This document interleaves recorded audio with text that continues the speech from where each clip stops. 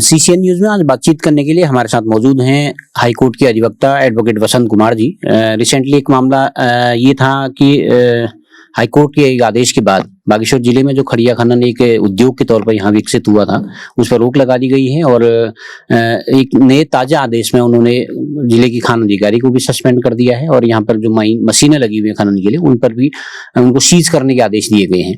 तो इन्हीं मुद्दों पर हम थोड़ा तकनीकी बारीकी और कानूनी बारीकी के संबंध में हम समझेंगे वसंत कुमार जी से। सर पहले तो स्वागत है आपका हमारे। धन्यवाद साहब, धन्यवाद। सर कैसे देखते हैं इस तरह की एक आदेश एक तुरंत आया है बागेश्वर में कि ये उद्योग के तौर पर डेवलप हुआ था और काफी लोग इससे जुड़े रहते हैं, मजदूर हैं, गाड़ी के मालिक हैं, तो कैसे देखते हैं आदेश को सर? देखिए, एक पर्टिकुलर जगह पर कुछ कमियां पाई गई तो उसके लिए एक ब्लैंकेट आदेश जारी करने का थोड़ा सा मुझे थोड़ा ठीक नहीं समझता। इसलिए नहीं कि अगर हम बहुत बड़ी जमात को, बहुत बड़ी जनसंख्या के नुकसान को बचाना चाहते हैं तो उससे भी बड़ी जनसंख्या के नुकसान को उस पर दाव पे नहीं लगाया जा सकता है कि भाई इनकी कीमत पर इनको बचाया जाएगा, ऐसा नहीं कहा जा सकता। ये मामला इस तरीके से देखा जाए कि एक जो है गांव में कुछ इस तरीके की गतिविधियां थी कि गलत तरीके से माइनिंग हो रही थी या उस क्षेत्र में गलत तरीके से माइनिंग हो रही थी या उससे इफेक्टेड कुछ लोग थे और उसका पेपर में किसी तरीके से संज्ञान लिया गया और कोर्ट द्वारा कमिश्नर नियुक्त किए गए और उन कमिश्नरों द्वारा जांच की गई और उस जांच के बाद ये पाया गया कि उस वहां पर अनियमितता थी। मान लेते हैं ये सारी बातें सच हैं और मैंने कोर्ट कमिश्नर की रिपोर्ट भी पढ़ी, तो मुझे इन सब चीजों से मैं आपके चैनल के माध्यम से एक बात सामने रखनी है कि माइंस का जो रेगुलेशन है वो किसी विधि के अंतर्गत है। ऐसा नहीं कि कोई भी व्यक्ति सीधे सीधे किसी माइंस में घुसे और फिर उसका एक ब्लैंकेट डिसीजन दे दिया जाए कि बागेश्वर में बहुत बड़ी इलीगल माइनिंग हो रही है। ये शब्द थोड़ा सा गलत है। इसको हम लॉ के कानून के दायरे में इसको कंटेस्ट करते हैं कि इसलिए करते हैं क्योंकि माइंस में जो है ना, ये देखिए मैं आपको बताऊं, माइंस का जो मिनरल कंसेशन रूल्स 1960 है, इसमें इलीगल माइनिंग को डिफाइन किया गया है। हमने बार बार एक शब्द बोला है कि बागेश्वर में इलीगल माइनिंग हो रही है, लेकिन साथ में हम क्या बोलते हैं कि बागेश्वर में 170 खनन पट्टे स्वीकृत किए गए हैं। और सबसे बड़ी बात है, जब मैं अमिकस क्यूरी साहब को सुन रहा था किसी न्यूज चैनल में इंटरव्यू में, उनके द्वारा बार बार लाइसेंस शब्द का प्रयोग किया जा रहा था। यहाँ जो खनन पट्टे जारी किए गए हैं वो पट्टे हैं, वो लाइसेंस नहीं है। ट्रांसफर ऑफ प्रॉपर्टी एक्ट की धारा 108C में ये प्राविधान है कि पट्टे धारक के बीच जो करार हुआ है, जो सरकार और पट्टे धारक के बीच करार हुआ है, अगर वो उसका भाटक देता रहता है और माइनिंग करता रहता है तो उसको डिसकंटिन्यू नहीं किया जा सकता है। आपने देखा होगा कोर्ट के एक आदेश से सारे जो लोग सही काम कर रहे थे उनको भी दोषी ठहरा दिया गया। इलीगल माइनिंग की जो डेफिनेशन दी गई है उसमें इलीगल माइनिंग जो है, अगर कोई आदमी बियॉन्ड ऑफ अपने माइनिंग क्षेत्र से बाहर अगर माइनिंग कर रहा है तो वो इलीगल माइनिंग है। लेकिन यहाँ पर बहुत सारे लोग में भी हो सकता है कि इलीगल माइनिंग उसको कहा जा सकता है अगर वो बाहर खनन करता हुआ पाया जाए। तो यहाँ पर देखा गया सामने जो हमारे कोर्ट कमिश्नर से आए, उनके द्वारा एक एप्रीहेंसिव रिपोर्ट यहाँ पर वो क्या कहते हैं पेश की गई और एक कॉम्प्रिहेंसिव रिपोर्ट जो है दी गई है बहुत विस्तृत लेवल पे उनके द्वारा। तो उस रिपोर्ट में उनके द्वारा इस तरीके से बोला गया है कि वन पंचायतों में भी खनन हो गया है, सभी जगह ये हो गया है। तो हम इस तरीके से किसी पर्टिकुलर क्षेत्र में जैसे खनन पट्टा स्वीकृत किया जाता है तो उसकी डिमार्केशन एरिया होती है और दोबारा उस डिमार्केशन की जांच करने के लिए टोटल स्टेशन मशीन ले जाई जाती है, तब जाके हम किसी आदमी को बोल सकते हैं, किसी खनन पट्टा धारक को, कि वो बाहर खोद रहा है कि अंदर खोद रहा है।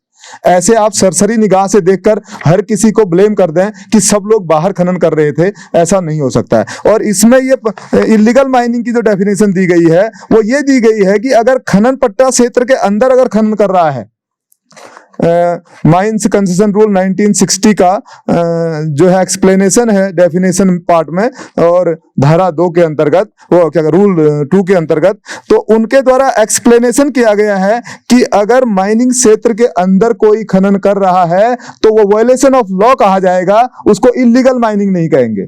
अगर कोई आदमी, मैं इस बात को पूरे तरीके से कंटेस्ट करने को तैयार हूं कि अगर कोई व्यक्ति ये कहता है कि बागेश्वर में इलीगल माइनिंग हो रही है, तो यहाँ इलीगल माइनिंग नहीं हो रही है, लीगल माइनिंग हो रही है। Violation of law her mining के अंदर हो रही होगी।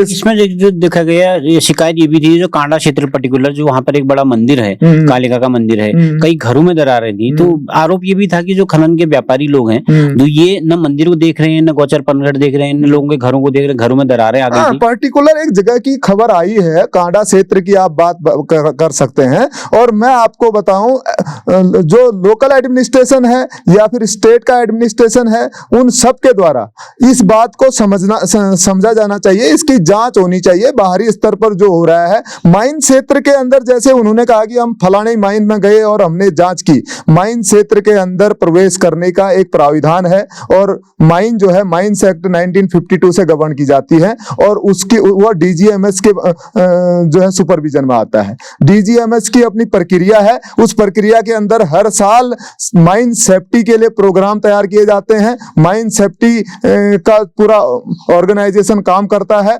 और उसी हिसाब से मायने चलती हैं। अगर ये कह देना कि नहीं, बहुत ही अनरेगुलेटेड मायने चल रही थी, अनसाइंटिफिक मायने चल रही थी, और बिल्कुल इस तरीके से गलत हो रहा था, ये कहना ठीक है, एडमिनिस्ट्रेशन को इसके बात के लिए बोला जा सकता है कि आप इसको सुपरविजन करें और जो गलत कर रहा है उसको पनिश किया जाए, लेकिन इमीडिएट एक्शन से इतने बड़े कारोबार को रोकना, ये कहकर कि कांडा के एक गांव में कहीं पर कुछ लोग अफेक्टेड थे और उसके लिए एक ब्लैंकेट डिसीजन दे देना कि बागेश्वर जिले के कम से कम 10 से 15 हजार मजदूर, ट्रक ऑनर्स, माइन ऑनर्स और दूसरे परिवार जो गांव में खनन से पल रहे हैं, खेत के मालिक, एग्रीकल्चरल जो इनकम उनको जो खनन से होती है, जो उनको भाटक दिया जाता है सरफेस रेंट, उस सरफेस रेंट को पाने वाले लोग, उन सबको बेरोजगार कर देना, उन सबको एक तरीके से लॉकडाउन जैसी स्थिति पैदा कर देना, ये कहीं मुझे बेहतर नहीं नजर आता है। जी। अच्छा, जब खनन के जो पट्टे जो स्वीकृत किए जाते हैं, तो क्या उस वक्त इन सब चीजों का ध्यान दिया जाता है कि खनन पट्टा धारक को, या ये सब चीजों के लिए ताकीद किया जाता है कि आप इन सब नियमों का पालन करेंगे करके? देखिए, यहाँ पर मैंने कुछ वर्षों में ये देखा है कि खनन पट्टे बहुत जल्दी हासिल कर लिए जाते हैं और बहुत आसानी से खनन पट्टे मिल जाते हैं। उन खनन पट्टों को जो है उनके दायरे, जैसे नदी के किनारे पर भी खनन पट्टे दिए गए, बाद में एनजीटी ने कुछ पेनाल्टियां की गई, तो ये अनियमितता है और इन अनियमितताओं के लिए एडमिनिस्ट्रेशन जिम्मेदार है। पट्टा धारक की इसमें कोई गलती नहीं है। पट्टा धारक अगर कोई वायलेशन करता है, लॉ का वायलेशन करता है, तो उसको पनिश किया जाना चाहिए, उसको पेनल्टी।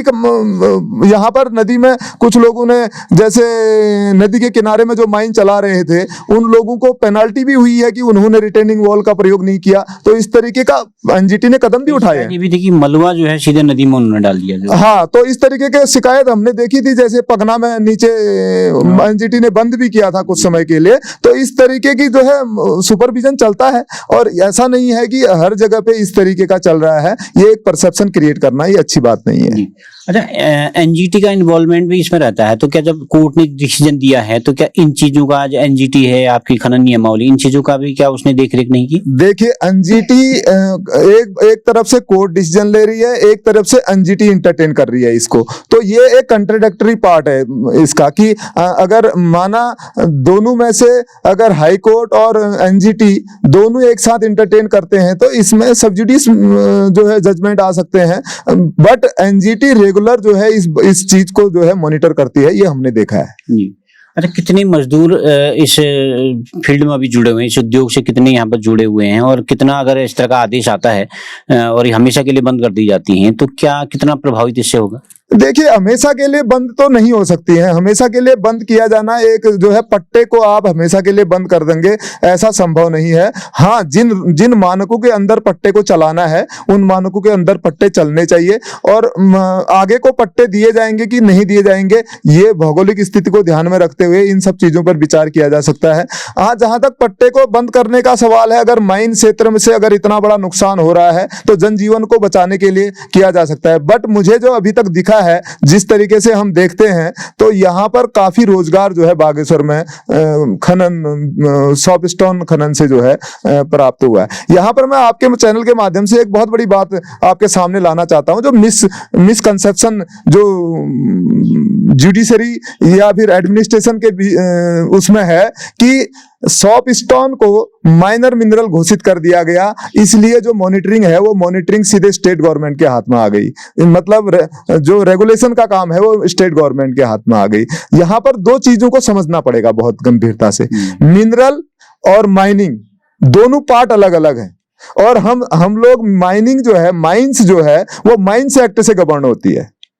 अब यहाँ क्वेश्चन ये उठता है कि इन जो लोकल एडमिनिस्ट्रेशन है या फिर स्टेट एडमिनिस्ट्रेशन है, जो जुडिशरी में भी जो जैसे कि कमिश्नर भेजे थे, इनके द्वारा एक परसेप्शन क्रिएट किया गया कि माइनर मिनरल है, इसलिए स्टेट एडमिनिस्ट्रेशन इसको पूरी तरीके से मॉनिटर करता है।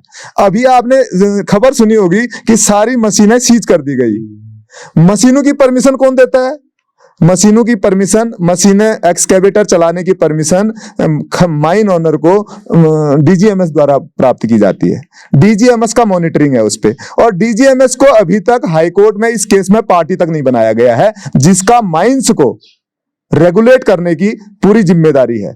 यहां पर जो कोर्ट कमिश्नर है, उनको यह तक जानकारी नहीं थी कि माइंस एक्ट और लेबर एक्ट में किससे गवर्न होना चाहिए। लेबर एक्ट माइंस एक्ट से गवर्न होता है। लेबर एक्ट की भी जो मजदूरों के लिए जो आवश्यकताएं हैं उन पर ध्यान दिया जाता है, पर माइंस एक्ट में सेफ्टी से लेके बहुत सी चीजों को स्पेसिफाइड किया गया है। जैसे उन्होंने क्वेश्चन उठाए हैं कि उनके पास हेलमेट नहीं थे, और ये वॉल्यूशन है लॉ का। जो पट्टा धारक चला रहे थे उनके ऊपर कार्रवाई होनी चाहिए। कार्रवाई पट्टे को रोक के नहीं हो सकती है। पट्टे को रोकने का तो माइंस एक्ट की धारा 22 और 22A को अगर आप पढ़ोगे तो उसमें यह प्रावधान है कि DG, director general of mines, जो मुख्य खान निरीक्षक की भूमिका में है, मुख्य खान निरीक्षक को भी माइंस को सीधे सीधे रोकने का अधिकार नहीं है।